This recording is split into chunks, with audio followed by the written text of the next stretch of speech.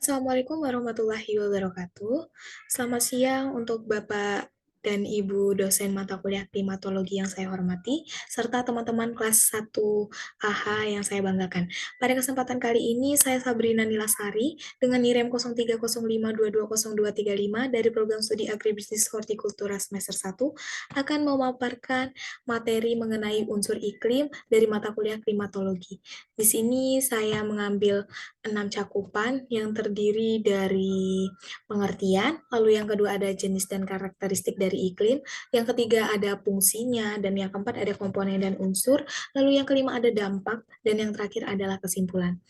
Langsung saja kita masuk ke yang pertama yaitu pengertian. Nah, pengertian yang saya ambil di sini menurut teoritis dan juga secara umum. Nah, kita langsung ke yang secara teoritis.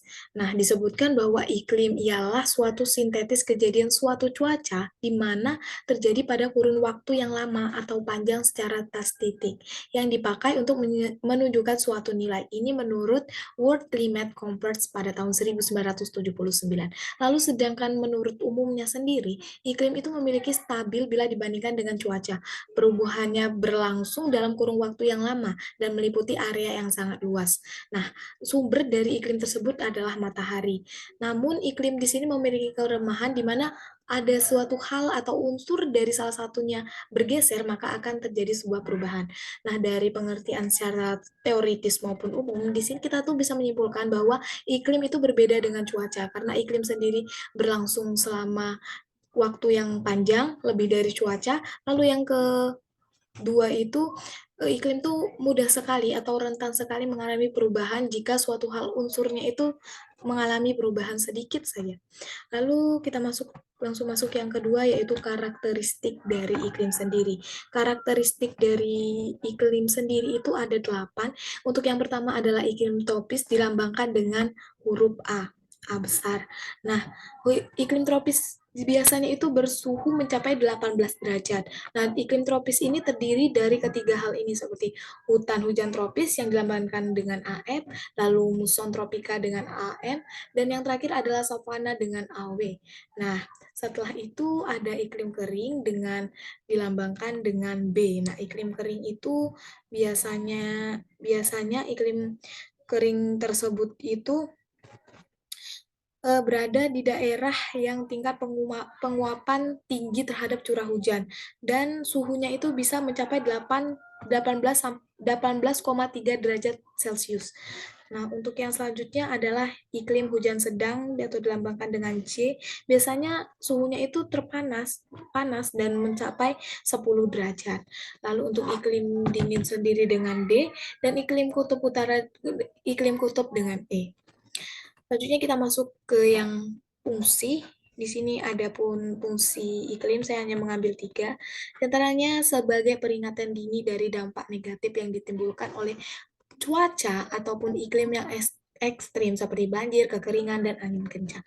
Nah, jadi dengan adanya perubahan iklim ataupun secara tiba-tiba, di situ tuh kita bisa mengetahui suatu hal yang akan terjadi pada kemudian waktu kemudian waktu. Lalu yang kedua, menyelenggarakan kegiatan atau usaha di bidang teknik, ekonomi, sosial yang sesuai dengan ciri sifat cuaca iklim sehingga dapat dihindari kerugian diakibatkannya. Jadi dari adanya tanda-tanda dari perubahan iklim itu tuh bisa membuat kita tuh tahu kan atau mungkin mempersiapkan apa yang harus kita lakukan ketika bencana tersebut terjadi. Jadi kayak membantu ekonomi dan sosial kita. Dan yang terakhir, melaksanakan kegiatan tersebut sebaiknya memanfaatkan pula teknologi pemanfaatan sumber daya cuaca atau iklim. Nah, selain bermanfaat untuk pertanda, lalu membantu ekonomi kita atau menjaga ekonomi, nah iklim ini juga memberikan suatu manfaat yang lain, yaitu kita bisa memanfaatkan teknologi. Nah, dari teknologi tersebut kita akan mendapat suatu hal yang baru. Lalu selanjutnya beberapa komponen dan unsur yang membentuk iklim. Jadi di sini ada 6 pembentuk iklim. Nah, Yang pertama adalah awan. Seperti kita ketahui, kalau awannya itu berwarna biru ataupun berwarna putih, itu biasanya cuaca yang terjadi pada saat itu cerah atau mungkin terang gitu ya. Lalu yang kedua adalah hujan. Nah, hujan itu juga mempengaruhi iklim. Semakin deras hujan itu, maka iklim itu mungkin akan terjadi hujan berkepanjangan. Nah, yang ketiga yaitu suhu udara. Suhu pada udara di suatu tempat, jika suhu itu dingin atau mungkin panas, di situ juga mempengaruhi iklim. Dan yang keempat adalah sinar matahari. Sinar matahari semakin tinggi dari panasnya sinar matahari tersebut, maka biasanya akan terjadi musim kemarau. Nah, iklimnya itu panas seperti itu. Lalu yang kelima adalah kelembapan udara. Dan yang terakhir adalah angin. Baik, selanjutnya adalah dampak dari iklim. Di sini saya mengambil 4, yaitu yang pertama air laut naik dapat menenggelamkan pulau dan menghalangi mengalirnya air sungai ke laut pada akhirnya menimbulkan banjir di dataran rendah. Jadi kalau iklim di suatu laut nih kan, semisalnya dia kelebihan atau mungkin curah hujannya tinggi, di situ tuh akan menimbulkan banjir tapi terjadi di dataran rendah. Lalu yang kedua mencairnya bongkahan es di kutub utara sehingga permukaan air laut naik. Nah, ini adalah contoh salah satu suhu udara yang terjadi pada musim kemarau, misalnya. Lalu yang ketiga, suhu bumi yang panas menyebabkan mengeringnya air permukaan sehingga air menjadi langka. Dan yang keempat, meningkatkan resiko kebakaran hutan. Jadi mungkin ketiga, poin 2, 3, sama 4 itu tuh merupakan salah satu dampak dari kemarau.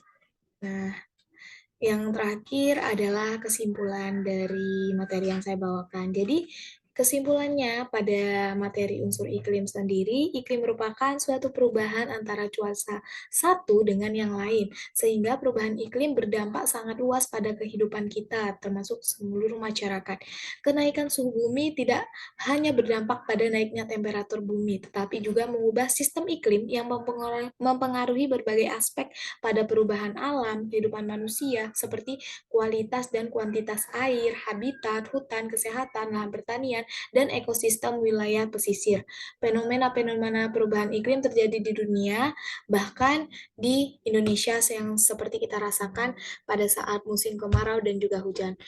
Mungkin hanya itu yang bisa saya sampaikan. Semoga materi pada hari ini dapat memberikan dampak baik bagi saya dan juga teman-teman karena bisa memahami materi ini dengan cukup baik. Baiklah, saya tutup dan saya akhiri. Wassalamualaikum warahmatullahi wabarakatuh.